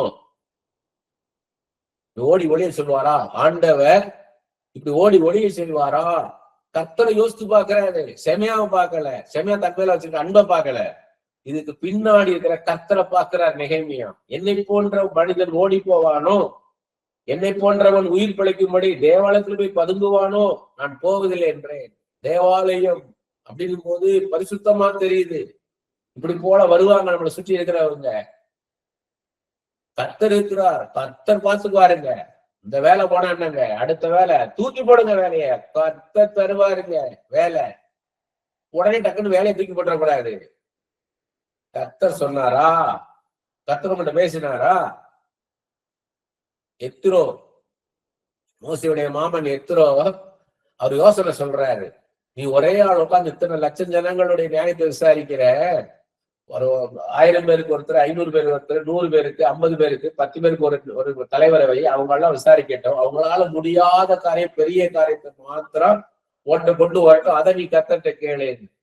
உடனே மோசே உடனே கேட்டிருப்பாரு, ஆண்டவர்கிட்ட கேட்டிருப்பாரு, மாமனார் எத்தனை பேசுறாரா இல்ல நீ பேசிக்கிறீரான்னு கேட்டிருப்பாரு. அதே போல அகபு பவுலுக்கு தீர்க்கதரிசனம் போது பவுல் கேட்டிருப்பாரு ஆண்டவர்கிட்ட, இது அகபு சொல்றதா நீ சொல்லுகிறீரான்னு கேட்டிருப்பாரு. அதான் நிதானிக்கிறது. கர்த்தர்கிட்ட கேட்கணும். நீங்க சுத்தி இருக்கிற மனுஷர்கள் சொல்றாங்கன்னு ஓடிடக்கூடாது, அவசரப்பட்டக்கூடாது. பாருங்க, தேவன் அவனை அனுப்பவில்லை என்றும் தொபியாவும் சன்பல்லாத்தும் அவனுக்கு கூலி கொடுத்ததினால் அவன் எனக்கு விரோதமா இந்த தீர்க்கதரிசனம் சொன்னான் என்றும் அறிந்து கொண்டேன். ஆண்டவர்கிட்ட கேட்டார் பாருங்க. செமையா பண்றானே அவனுக்கு பின்னால யார் இருக்கா? தொபியாவும் சன்பல்லாத்தும் கைக்குறி கொடுத்திருக்கிறாங்க. அதனால அவன் சொல்றான்றத கண்டுபிடிச்சிட்டார். நான் பயந்து அப்படி செய்து பாவம் கட்டிக் கொள்வதற்கும் என்னை நிந்திக்கத்தக்க அபகீர்த்திக்கு முகாந்திரம் உண்டாக்குறதுக்கும் அவனுக்கு கைக்குறி கொடுத்திருந்தார்கள். பாருங்க எப்படி கண்டுபிடிக்கிறார் பாருங்க, நிதானிக்கிறார். என் தேவனே, தொபியாவும் சன்பல்லாத்தும் செய்த இந்த தீங்கைகளுக்கு தக்கதாக நீர் அவர்களையும் நொவதியால் என்னும் தீர்க்கதரிசியானவளையும் எனக்கு பயமுண்டாக்க பார்த்த மற்ற தீர்க்கதரிசிகள் நினைத்துக் கொள்ளும் தீர்க்கதரிசிகள். ஆனால் நம்பல பாருங்க, நம்பல. அவரே கர்த்தர் தான் சொல்லுகிறான்னு நிதானிக்கணும். நீங்க உங்க மாம்சத்துல தோன்றுவதையும் கட்டப்பாத்துல வைக்கணும். எனக்கு கஷ்டமா இருக்கு இந்த இடம், இந்த ஜாப் எனக்கு கஷ்டமா இருக்கு, இந்த இடம் எனக்கு கஷ்டமா இருக்குது, நான் இங்க இருந்து போயிரட்டா, இருக்கணுமா போகணுமா? ஆண்டவர்ட்ட கேளுங்க. ஒவ்வொரு step, each and every step ask God. முதல்ல உங்களை நோக்கி பாருங்கள். உங்களை சார்ந்துள்ள குடும்பத்தை நினைச்சு பாருங்க. உங்களுக்கு எதிராக நேரடியாகவும் மறைமுகம் நடப்பவர்களை பாருங்கள். இவற்றின் மத்தியில் கர்த்தரை பாருங்கள். எப்போதும் கர்த்தரை பார்க்கணும். உங்கள் சூழ்நிலைகள் எதுவாக தான் சரி, ஒருத்தரை பாராட்டினாலும் கர்த்தரையே நோக்கி பார்க்கணும். கர்த்தர் என்ன சொல்லுகிறார்? கர்த்தர் என்ன சொல்லுகிறார்? கர்த்தரிடம் நான் என்ன செய்ய வேண்டும் என்று கேளுங்கள், அதன்படி செய்யுங்கள். அதுதான் உங்களுக்கு பாதுகாப்பானது. உங்கள் எதிர்காலத்திற்கு அதுதான் சரியான பாதை, வழியாகும். எப்போது ஒரு அடி எடுத்து வைப்பதானாலும் கர்த்தரையே நோக்கி பாருங்கள். மிக சரியானதை தெரிந்து கொள்ளுங்கள். அதன்படி நடப்பதே நமக்கு நல்லது. Out of depression and frustration don't do anything. சோர்வு நிமித்தம், விரக்தி நிமித்தம் எதையும் செய்யாதீங்க. ஏன்னா பாத்தீங்கன்னா மோசேவும் எலியாவும் நடந்தாங்க. என்னாகும் 11ஆம் அதிகாரம் 14-17 இந்த ஜனங்கள் எல்லாரும் நான் ஒருவனாய் தாங்க கூடாது, எனக்கு இது மிஞ்சின பாரமாக இருக்கிறது என்றார். மோசே அவ்வளவு தூரம் அந்த ஜனங்களுக்காக ஆண்டோட்ட மன்றாடினார். ஆண்டு சொன்னார், இந்த முரட்டாடு ஜனமெல்லாம் ஒழிச்சிடுறேன், உன்னை கொண்டு ஒரு வம்சத்தையே உருவாக்கிடுறேன். அப்ப எல்லாம் இவர் அவங்களுக்காக பரிந்து பேசினார். இஸ்ரவேல் ஜனங்களுக்காக மோசே அவங்களை கொன்று ஓடாதையும் பாதி வழியில விட்டு விட்டாரு. இந்த ஆண்டவர் அவங்க மேல அன்பு இல்லாம கொண்டுட்டாரு, அவர் இரக்கம் இல்லை அப்படின்னு சொல்லிடுவாங்க. நீ இரக்கம் உள்ளவர், மகா இரக்கம் உள்ளவர், அன்புள்ள தெய்வம்ன்றத ஜனங்க பார்க்கணுமேன்னு சொல்லி இந்த முரட்டாட்ட ஜனங்களுக்காக ஆண்டவர்கிட்ட மன்றாடினாரு. அவங்களுக்கு பதில் என்னை கொண்டு ஓடலாம் கேட்டாரு. கடைசி என்ன ஆச்சுன்னு கேட்டீங்கன்னா, இந்த முரட்டாட்டமான ஜனங்களோட போராட முடியாம மோசே சொல்றாரு, இந்த ஜனங்கள் எல்லாரையும் நான் ஒருவனாய் தாங்க கூடாது, எனக்கு மீது மிஞ்சின பாரமா இருக்கிறது. உங்களுடைய கண்களில் எனக்கு கிருபை கிடைத்ததானால் இப்படி எனக்கு செய்யாமல் என் உபத்திரத்தை நான் காணாதபடிக்கு இப்பொழுதே என்னை கொன்று ஓடும் என்று வேண்டிக் கொண்டான். எப்படி போயிட்டாரு பாருங்க. ஃப்ரஸ்ட்ரேஷன், டிப்ரெஷன், சோர்வு, விரக்தி. இதனால முடியலட்ட, இந்த ஜனங்களோட போராட முடியலட்ட, இது கொன்று ஓடும்ட்டார். ஆண்டவர் என்ன செய்யறாரு பாருங்க. அப்பொழுது கர்த்தர் மோசேயை நோக்கி, இஸ்ரவேல் ஜனங்களுக்கு மூப்பரும் தலைவருமானவர்கள் இன்னார் என்று நீ அறிந்திருக்கிறாயே, அந்த மூப்பரில் 70 பேரை கூட்டி அவர்களை ஆசாரிப்பு கூடார இடத்தில் அங்கே உன்னோட கூட வந்து நிறுத்தும்படி செய். அப்பொழுது நான் இறங்கி வந்து அங்கே உன்னோட பேசி, நீ ஒருவன் மாத்திரம் ஜனங்களின் பாரத்தை சுமத்தாமல் உன்னோடு கூட அவர்களும் அதை சுமப்பதற்காக உன்மேல் இருக்கிற ஆவியை அவர்கள் மேல வைப்பேன். நான் உனக்கு என்ன ஞானம், அறிவு, புத்திய கொடுத்திருக்கிறேனோ அதே அறிவு, ஞானம், புத்திய அந்த அபிஷேகத்தை கொடுத்து உன்னோடு நின்று உன் கையை தாங்க வைக்கிறேன்ற ஒரு சொல்யூஷன் கொடுக்கிறாரு பாருங்க. அந்த கைவிடுற தேவன் அல்ல. அதே மாதிரி பாத்தீங்கன்னா 1 ராஜாக்கள் 19ஆம் அதிகாரத்துல இவர் எலியா சோர்ந்து போயிட்டார். 1வது வசனத்துல இருந்து அது ஃபுல்லா வருது 21 வசனம் வரைக்கும். இது என்னன்னு கேட்டீங்கன்னா, ஒரு 450 பாகால் தீர்க்கதரிசிகளை அவர் ஒரே ஆளா கொண்டு ஓட்டார் எலியா. உடனே இயேசுவை என்ன பண்ணிட்டா, நாளைக்கு இதே நேரம் எலியாவுடைய தலையை நான் வாங்குறேன்னு உடனே ஒரு சோர்ந்து போய் என்ன பண்றாரு, போய் சூரிய செடி கீழே படுத்துக்க பண்றாரு. 4வது வசனம் 1 ராஜாக்கள் 19:4. அவன் வனாந்தரத்தில் ஒரு நாள் பிரயாணம் போய் ஒரு சூரிய செடியில் உட்கார்ந்து தாம் சாக வேண்டும் என்று கோரி, போதும் கர்த்தாவே என் ஆத்துவை எடுத்துக்கொள்ளும், நான் என் பிதாக்களை பார்க்க நல்லவளன் என்று சொல்லி பாருங்க, போதும் கர்த்தாவே என் ஆத்துவை எடுத்துக்கொள்ள கொண்டு ஓடும்ட்டார். எப்படிப்பட்ட மோசேவும் எலியாவும் எப்படி மைட்டி ப்ராஃபட்ஸ். அவங்களுக்கே அப்படி சோர்வு வருது. துக்கம் வருது, வாழ்க்கையை விட்டு வித்ரா பண்ண நினைக்கிறாங்க. போதும், நான் போயிடுறேன், எனக்கு வேண்டாம், அந்த வாழ்க்கையை வேண்டாம்ன்றாங்க. ஆனா ஆண்டவர் உடல்ல. அதுக்கப்புறம் மாதிரி சொல்றாரு பாருங்க, 16ஆம் வசனத்துல 15-16 ஆண்டவருடைய மிஷன் சொல்றாரு, அவருடைய ஊழியத்தை சொல்றாரு. என்னன்னா, ஆசைகளே சீரியாவின் மேல் ராஜாவாக அபிஷேகம் பண்ணணும், நிம்சின் குமாரனாகிய யெகூவை இஸ்ரவேல் மேல் அபிஷேகம் பண்ணணும், எலிசாவை எலியாவுடைய ஸ்தானத்துல தீர்க்கதரிசி அபிஷேகம் பண்ணணும். இதுல 3வது கருத்தை செஞ்சாரு. எலிசாவை எலியாவுடைய இடத்துல கொண்டாந்துட்டாரு. அதுக்கப்புறம் ஆசைகளையும் யெகூவையும் அபிஷேகம் பண்ணது எலிசா தான் பண்ணாரு. அப்படி போல நம்மளை கொண்டு ஒரு காரியத்தை செய்யணும்னு வச்சிருப்பாரு. நம்ம சோர்ந்து போய் விலகிடக்கூடாது. நம்ம கொண்டு அடுத்தடுத்த காரியங்கள் இருக்குது. நம்ம இந்த இடத்துல இருந்தா போதும் நினைப்போம். நம்ம அடுத்த இடத்துல கொண்டு நம்ம ஆசீர்வாதமா வைக்கணும்னு நினைப்பாரு. நம்ம இந்த நேரத்தோட போயிடணும்னு நினைப்போம், இந்த இடத்துல போயிடணும், இந்த இடத்துல உட்கார்ந்து நினைப்போம். இல்ல, பொருள்வாரு, பொறுமையாயிரு, வெயிட். அவர் சொல்லும் போது போய் உட்காரணும். அப்போ உட்காரும் போதுதான் மகிமை. நாமும் கூட அநேக நேரங்களில் சோர்வு மற்றும் விரக்தி நிமித்தம் நம்முடைய ஓட்டத்தை முடித்துக் கொள்ள நினைக்கிறோம். ஆனால் கர்த்தர் நம்மை தொடர்ந்து நடக்க வைக்கின்றார். அதே போல அநேகர் I am unfit, I am unworthy, நான் தகுதியானவன் கிடையாது, என்னால் எதுவும் செய்ய முடியாது, எனக்கு படிப்பு கிடையாது, எனக்கு திறமை கிடையாது, இப்படி நம்ம என்ன பண்றோம், நம்மை நாமே தாழ்த்திக்கிறோம். அதனால என்ன செய்யறோம், எதுவுமே செய்யாம இருந்துடுறோம். மோசே நான் திக்கு வாயி மந்த நாவுன்னாரு, ஏசாயா சொன்னா நான் அசுத்த நாவு உள்ளவன்னாரு, எரேமியா சொன்னாரு நான் பேச அறியேன் சிறு பிள்ளையா இருக்கிறேன்னாரு. ஆனா ஆண்டவர் உங்களை எடுத்து வல்லமையா பயன்படுத்தினார். அப்படி போல நாம் நம்மை பார்க்க கூடாது, ஆண்டவரை பார்க்கணும். ஒரு குடும்பத்துல, ஒரு பெரிய குடும்பம், அவங்க என்னால ஒரு பிசினஸ் பண்ற குடும்பம், அவங்க வீட்டுல அவங்க பையனுக்கு கல்யாணம் பண்ணணும், மிகப்பெரிய குடும்பம். அப்ப அந்த கம்பெனில வேலை பார்க்கக்கூடிய ஒரு ஏழை பொண்ணை கல்யாணம் பண்ணலாம்னு அவங்களுக்குள்ள தோணுது. அந்த குடும்பத்துல 2-3 பேருக்கு அதே மாதிரி எண்ணம் வருது. அவங்க ஒருத்தருக்கு சொல்லாம இருக்கிறாங்க. இது நமக்கா தோணுதா, மாம்சத்துல நினைக்கிறோமோ அப்படின்னு சொல்லாம இருக்காங்க. அதுக்கு அப்புறம் ஒரு காலம் வரும்போது ஒருத்தருக்கு ஷேர் பண்றாங்க. அப்ப உங்களுக்கு எல்லாருக்கும் இதாயிடுச்சு. அப்ப எனக்கு தெரிஞ்சு சொன்னாங்க, அந்த பிள்ளை நிமித்தம் ஒரு மிகப்பெரிய ஆசீர்வாதம் அந்த குடும்பத்துக்கு வரப்போகுது. அந்த ஒரு ஏழ்மை குடும்பத்துல இருந்து அந்த பிள்ளைய மருமகளாக தன் வீட்டுக்கு கொண்டு வராங்க. ஆனா அவங்க இந்த ஏழை பணக்கார இதெல்லாம் பார்க்கல. அவங்க அந்த பிள்ளையோட குணம் 1000 கோடி கொடுத்தாலும் கிடைக்காதுன்ற அந்த பையனுடைய தகப்பனார் அநேக சொல்லியிருக்கிறாங்க, பெரிய பணக்கார வீட்டுல பொண்ணு எடுக்கலாங்க, எவ்வளவு பேருக்கு ஆயத்தமா இருக்காங்க உங்க குடும்பத்தோட சம்பந்தம் பண்ணணும்னு. அதெல்லாம் விட்டுட்டு நீங்க இந்த பிள்ளை ஏழை பிள்ளை, அதுக்கு ஒண்ணுமே வராதேன்னுட்டாங்க. கர்த்தர் எனக்கு காமிச்சாருன்ட்டார், அவ்வளவுதான். கர்த்தர் காமிச்சாரு. ஆனா இனிமே நடக்க போற காரியம் இவங்களுக்கே தெரியாது. அந்த பிள்ளைக்கு இவங்க வாழ்வு கொடுக்குற நிமித்தம் அந்த குடும்பத்தை உயர்த்த போறார் ஆண்டவர். அந்த பிள்ளை எப்படி காமிக்கிறாரு பாருங்க. அப்படிதான் நம்மளை உருவாக்க நினைக்கிறார். அந்த பிள்ளை அப்படி நல்ல ஆண்டவருக்கு பயந்த வாழ்க்கைய வாழ்ந்து மனசாட்சியின்படி நடந்து தாழ்மையா இருந்த நிமித்தம் திரும்ப அந்த பிள்ளை மேல இறங்கிருச்சு. ஆண்டவருடைய பார்வை அந்த பிள்ளை மேல விழுந்துருச்சு. அந்த பிள்ளை உயர்த்துறாரு. எனக்கு எல்லாம் வசதி எல்லாம் வந்துடும். ஆனா அவங்களே அது சிறந்தவளா இருக்க போகுது. ஒரு முத்திரை மோதிரமாக வைப்பேன் இருக்காரு ஆண்டவர் அந்த பிள்ளையை குறித்து. நம்ம அப்படி இருக்கிறோமா? நம்மளை உயர்த்தும் போது நம்ம தாழ்மையா இருக்கணும். எவ்வளவு உயர்த்தினா நம்ம தாழ்மையா இருக்கணும். மற்றவங்களுக்கு உபயோகமாக இருக்கணும். எனக்கு தெரிந்த ஒருத்தர் பிரபலமானவர், யார் போனாலும் உதவி செய்வார்.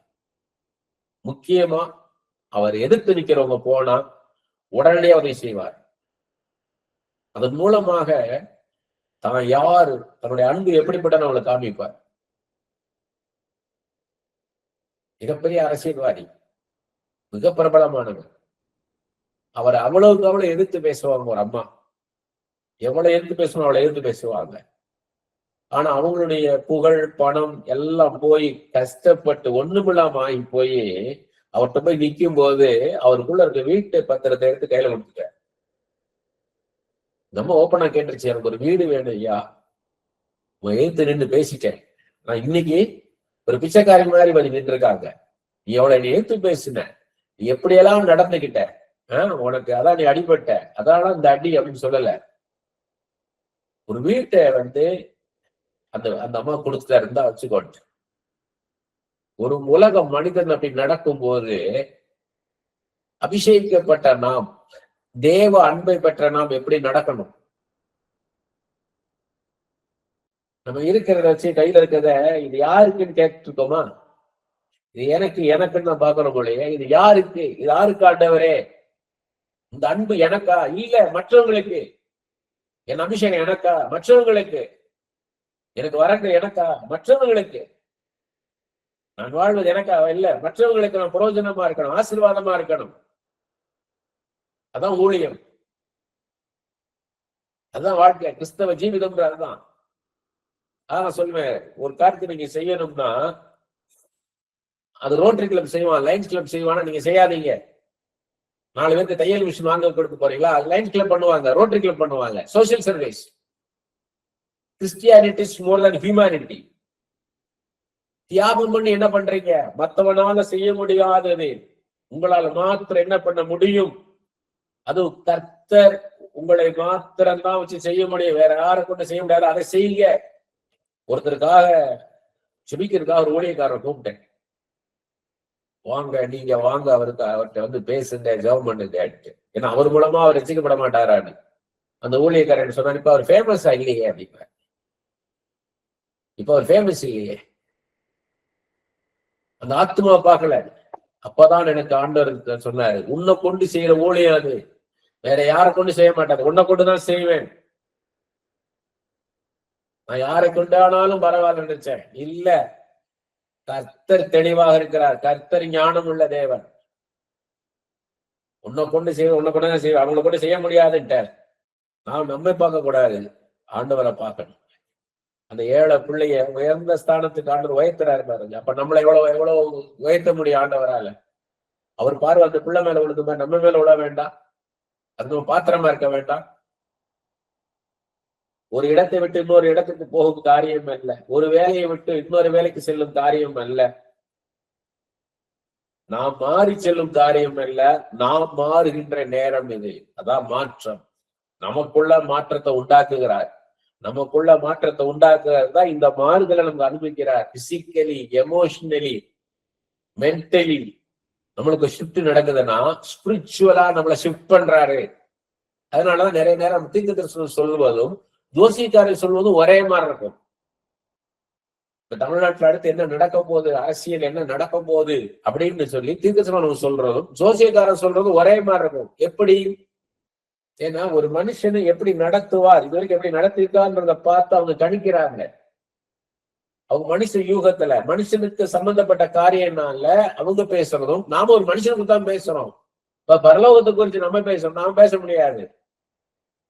அப்ப நமக்கு அனுபவம் இல்லாதது. சோ நமக்கு தெரியும் ஒரு மனுஷனோட மனுஷன் பேசுகிற காரியம் ஒரு மனுஷன் சம்பந்தமானது. அதனாலதான் நம்ம சொல்ல ஒரே மாதிரி இருக்கு. நம்ம ஸ்பிரிச்சுவலா சொல்றோம், ஆனா அவன் என்ன பண்றான்? பிசிக்கலா சொல்றான். மனித ரீதியாக வெளிப்புறமாக அவன் சொல்றான், இப்படி காரியம் நடக்கும், இந்த கட்சி இந்த கட்சியோட சேரும், அந்த கட்சி இந்த கட்சியோட சேரும், இவர் இந்த கட்சிக்கு போவார், அவர் இங்க வருவார், சோ இப்படி நடக்கும் சொல்லி யூகிக்கிறாங்க. அவங்க இதுவரைக்கும் நடந்த காரியத்தை வச்சு இவ்வளவு இப்படி போகும் அப்படின்னு யூகிக்கிறாங்க, ஒரு அனுமானிக்கிறாங்க. நமக்கு கர்த்தர் சொல்றார், ரெண்டுமே நம்மளை குறித்த காரியம், மனுஷங்களை குறித்த காரியம். அதனால ஒரே மாதிரி இருக்குது. ஆனா ரெண்டும் ஒண்ணு கிடையாது. வெளிப்புறத்துல ஒரே மாதிரி இருக்கு, ஆனா நம்ம ஸ்பிரிச்சுவலா சொல்றோம், அவன் வந்து பிசிக்கலா வெளிப்புறத்தை வச்சு சொல்றான். இந்த நெருக்கடியான நேரத்தில் தான் நமக்கு தாழ்மை வருகின்றது, எளிமை வருகின்றது, கண்கள் திறக்குது, மனக்கண்கள் திறக்குது. மற்றவர்களின் கஷ்டங்களை, உண்மையான அன்பை, உண்மையா நம்ம நேசிக்கிறவங்களை பாக்குறோம், நாம் உணர்வுள்ளவர்களாகிறோம். ஏசாயா 48:10 பாக்குறோம், இதோ உன்னை புடமிட்டேன், ஆனாலும் வெள்ளியை போலல்ல, உபோத்திரத்தின் குகையில உன்னை தெரிந்து கொண்டேன். ரிஃபைன்ட் ஆயில்வாங்க, அது மாதிரி வெள்ளியை உருக்கி பார்ப்பாங்க. அப்படி போல நம்மளை உருக்கி நம்மளை புடமிடுகிறார். நம்மள உபத்திரத்தின் ஃபர்னஸ் ஆஃப் அஃப்ளிக்ஷன், கஷ்டத்தின் மத்தியில தான் நம்ம உருவாகிறோம். நமக்கு வேண்டாத காரியங்கள்லாம் பிச்சு எறிகிறார் நம்மளை விட்டு. அதை உகந்த பாத்திரமாக்குறாரு. சங்கீதம் 66:10 அதை பார்க்கிறோம். யோபு 23:10 பார்க்கிறோம். யோபு 23 என்னை சோதித்த பின் பொன்னாக விளங்குவேன்றார். டெஸ்டட், பியூரிஃபை பண்றாரு. இந்த வேண்டாத காரியங்களை எடுத்து போட்டு நம்மளை பியூரிஃபை பண்றாரு. ஓசியா 13:5 பார்க்கிறோம். நான் உன்னை மகா வறட்சியான தேசமாகிய வனாந்திரத்திலே அறிந்து கொண்டேன்றார். Land of drought, wilderness. ஒண்ணும் இல்லாம, எதுவுமே மனுஷனுடைய ஆதரவே இல்லாம, மனுஷனுடைய உதவியே இல்லாத மாதிரி கொண்டு போய் எந்த மனுஷனும் உதவ முடியாது, பணம் இல்லை, அப்படிப்பட்ட இடத்துல கொண்டு போய்தான் நீரே என் ஆதாரம் பிடிக்க வைக்கிறார். நம்மள்ட்ட என்ன பண்றாருன்னா, நம்மள்ட்ட இருக்கிற வேண்டாத காரியங்கள் எல்லாத்தையும் எடுத்து போறேன்றாரு. நம்மளை அப்படி உருக்க உருக்க உருக்க கஷ்டத்தின் மத்தியில நினைக்கிறான். உபத்திரவத்தின் புகைன்றாரு, வனாந்திரம்ன்றாரு. அந்த மாதிரி நேரத்துல நம்மகிட்ட வேண்டாத காரியங்கள் எல்லாம் நம்மளை விட்டு எடுத்து போடுறாரு. நம்மள ஒப்பற்ற ஒரு தங்கம் மாதிரி உருவாக்குறேன்றாரு. ஓப்பீரின் தங்கம் இருக்கும், அது மாதிரி நம்மள ஆக்குறாரு. ரோமர் 8:18 ஆதலால் இக்காலத்து பாடுகள் இனி நம்மிடத்தில் வெளிப்படும் மகிமைக்கு ஒப்படுத்துகள் என்று எண்ணுகிறேன். இப்ப நம்ம கஷ்டப்படுறது நல்லது, ஏன்னா நம்மள ஒரு மகிமையுள்ள பாத்திரமாக வெளியே கொண்டு வருவார்.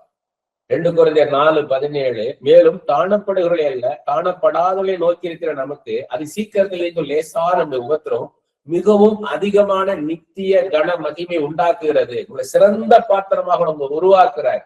அதனால காண்கின்றதை பார்த்து சோர்ந்து போகாதீங்க. காணாத ஆவிக்குரிய உலகத்தை பார்க்க கத்துக்கொள்ளுங்க. அதுதான் வேதத்தை படிக்கின்றது. இரவு வேதத்தை படிக்கும் பொழுது ஆவிக்குரிய உலகத்துல என்ன நடக்குதுன்னு தெரிந்து கொள்ளலாம்.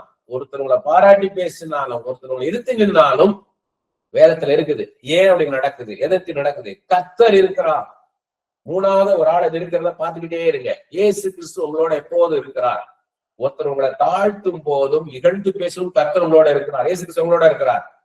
இந்த இடத்த விட்டு போனாருன்னா, ஏன் இந்த இடத்த விட்டு போனோம், அப்ப நான் இப்ப எனக்கு இன்சல்ட்டா இருக்கு நினைக்காதீங்க. தாழ்த்து, உன்னை தாழ்த்து அப்படி விட்டு கொடுத்தீங்கன்னா உள்ளவன் எவனோ அவனுக்கு கூட கொடுக்க போடும் அப்படின்னு என்ன அர்த்தம்? அவன் தன்னையே சார்ந்து இருந்தீங்கன்னா, தன்னையே நம்பி இருக்கிறீங்க, பாத்தியா உன்னை எப்படி ஆசீர்வதிப்பேன், ஆசீர்வதிப்பாரு.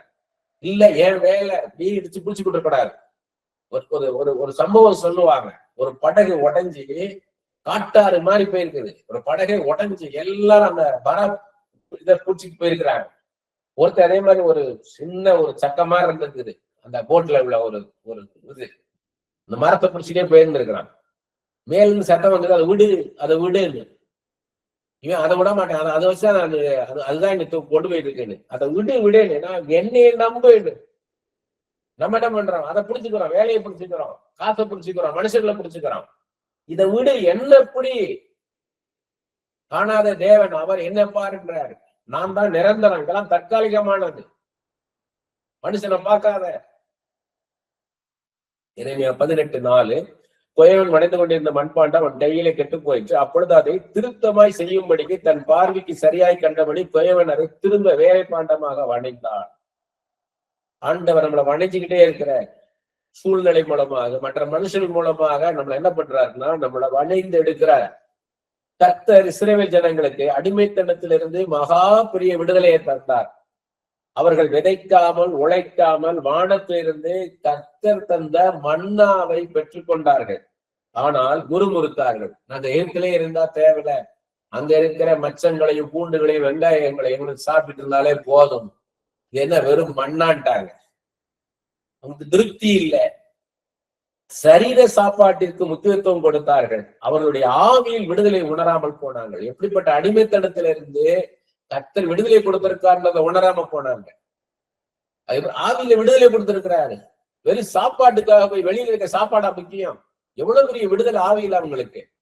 அடிமையா இருந்தவங்களை விடுதலையோட இருக்க வச்சிருக்கிறாரு. எந்த வேலையும் பார்க்க வேண்டாம், மண்ணா வரும் சாப்பிட்டு போய்கிட்டே இருக்கிறாங்க. இப்படித்தான் நம்ம என்ன பண்றோம், ஆவியில விடுதலையை வாங்கணுங்கிறாரு. ஆவியில இருக்க விடுதலையை பாரு, நீ வெளிப்புறத்தை பார்க்காத, உன் ஆவியில எவ்வளவு விடுதலையை கொடுத்து வச்சிருக்கிற. ரட்சிப்புன்றது அதுதான், உள்ளார்ந்த மனுஷனுக்கு விடுதலையை கொடுத்திருக்கிறார். நாம் இப்படி போல இருக்கக்கூடாது என்பதற்காக இந்த காரியம், இஸ்ரேலுடைய காரியம் நமக்கு முன் உதாரணமா வைக்கப்பட்டுள்ளது. கர்த்தர் நமக்கு என்ன கொடுத்திருக்கிறாரோ, மனைவி, பிள்ளைகள், வீடு, வேலை, அதில் நாம் திருப்தியாக இருக்க வேண்டும். அவருடைய பிள்ளைகளாகிய நமக்கு சிறப்பானதையே கர்த்தர் தருவார். படைத்தவரை, சிருஷ்டித்தவரை பார்த்து என்னை இப்படி நடத்தும், என்னை அப்படி நடத்தாதையும் என்று சொல்லக்கூடாது. என்னை நீர் நடத்தும், நீர் எனக்கு நியமித்த வழியில் என்னை நடத்தும்னு நம்ம கேட்கணும். நம்முடைய அறிவு குறைவுள்ளது, கர்த்தருடைய அறிவே பூர்ணமானது. அதற்கு நம்மை ஒப்பு கொடுக்கணும். நமக்கு மாற்றம் நல்லது, மாற்றம் நமக்கு முன்னேற்றத்தை தருகின்றது.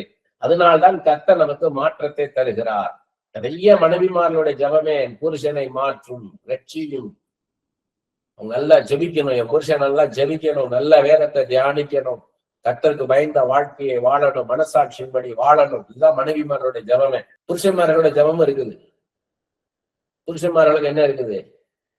என் மனைவி எனக்கு எப்படி இருக்கணும்? புத்தி உள்ள மனைவியா இருக்கணும், என் உணர்வுகளை, என் தரிசனத்தை உணர்ந்தவளா இருக்கணும், என் கஷ்டத்தை உணர்ந்தவளா இருக்கணும். அநேக நேரங்கள்ல மனைவிமார்கள் என்ன பண்றதுன்னா, பக்தியா இருக்கணும், பக்தியா இருக்குன்னா பக்தியா இருக்கணும்.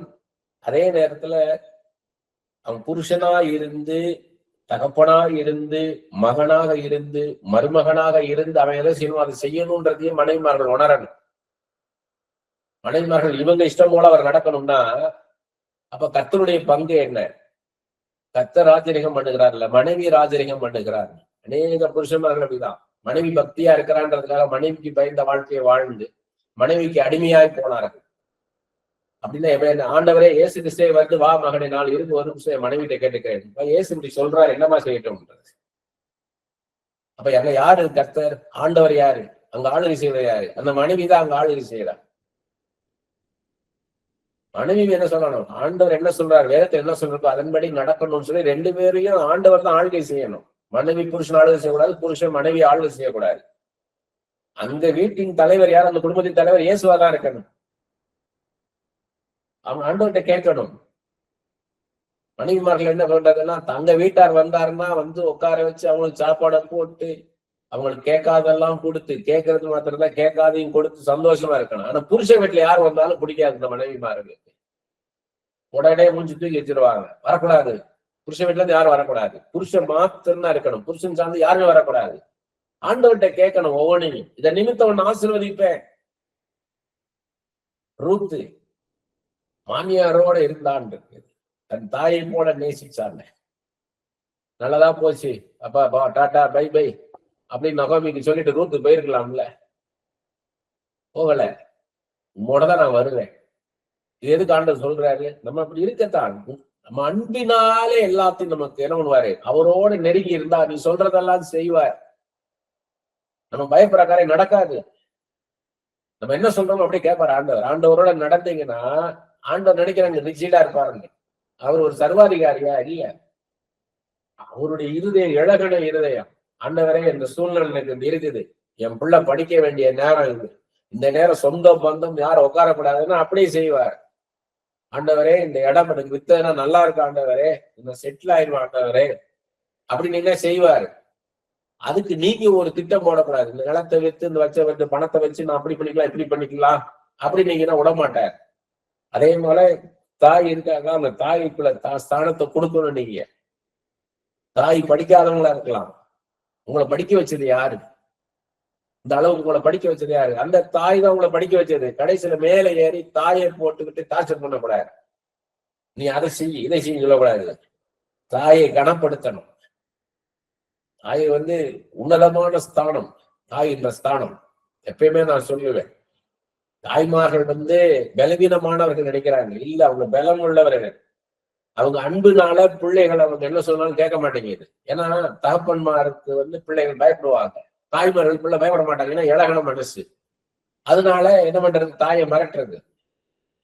ஆனா ஒண்ணு புரிஞ்சுக்கோங்க தாய்மார்கள், ஒரு தாய் நீ நல்லா இருப்படா, நீ நல்லா இருப்பமா அப்படின்னு சொல்லி ஒரு வார்த்தை சொன்னா அப்படியே பதியும். உண்மையிலே அவன் படிக்காதவனா இருப்பான், உண்மையிலேயே படிக்க பயந்த பிள்ளைகளா இருக்கும். இல்ல, நல்லா நீ ஓடுவ, நல்லா நீ மியூசிக் வாசிப்ப, நீ நல்லா இங்கிலீஷ்ல பேசுவ, நல்ல தைரியசாலியா நீ வருவேன்னு ஒரு தாய் சொன்னா அது அப்படியே வாய்க்கும், அப்படியே ஆண்டவர் செய்வார். அந்த பிள்ளைகளுக்கு அது அப்படியே பதியும். இன்னைக்கு சொல்றேன், எங்க அம்மா எனக்கு சொன்ன வார்த்தைகள்லாம் இன்னும் என் மனசுல நிக்குது. யாரு எனக்கு அனுசரணையா இல்லைன்னா அம்மா அனுசரணையா இருப்பாங்க. ஆனா அந்த காலத்துல நினைச்சு அம்மா ஏமாந்தவங்க நினைச்சேன். இல்ல, அந்த அன்பு அன்பு. தாயின் அன்புக்கு நிகர் எதுவுமே கிடையாது. ஆண்டவருக்கு அடுத்தது தாயின் அன்பு தான். அவர் என்ன சொல்றாரு? ஒரு தாய் தேற்றுவதோடு உன்னை தேற்ற வேண்டார். உங்களுக்கு ஒரு தாயின்ற ஸ்தானத்தை கொடுத்திருக்கிறாரு. உங்களுக்கு ஒரு தாயை கொடுத்திருக்கிறாருன்னா அதை கனப்படுத்துங்க. அது கிடைக்காது. அவங்க காலகட்டத்துக்கு அப்புறம் ஏங்க கூடாது. ஐயோ என் தாயை நான் வச்சுக்கலையே, அப்படி வச்சுக்கலையே நான் சொல்லக்கூடாது. தாயோட சும்மா இருக்க போதும். அது ஒரு சந்தோஷமே வேற. உங்க தாய் உங்களோட சும்மா இருந்தாலே போதும். ஒண்ணும் உங்கள்கிட்ட பேச வேண்டாம், உங்களுக்கு சமைச்சு கொடுக்க வேண்டாம், உங்க பிள்ளைகளுக்கு உதவியா இருக்கணும்னு இல்லை. உங்க கூட சும்மா இருந்தாலே அந்த தாய் கூட இருக்கிறது உங்களுக்குள்ள அப்படி ஒரு உற்சாகத்தை தரும். அதுதான் ஆண்டவருடைய படைப்புங்க. அதோட தாயின் தாய் இருக்கிறது பாருங்க, அதோட சந்தோஷமே வேற. அது இன்னும் எனக்கு அதுக்கான வெளிப்பாடு கிடைக்கல. யாராவது வெளிப்பாடு கிடைச்சதுன்னா எனக்கு சொல்லுங்க. தாயின் தாய் இருக்காங்க, அம்மாச்சின்னு மதுரையில. இந்த அம்மாச்சியுடைய அன்புன்றது சாதாரணமானது இல்லை.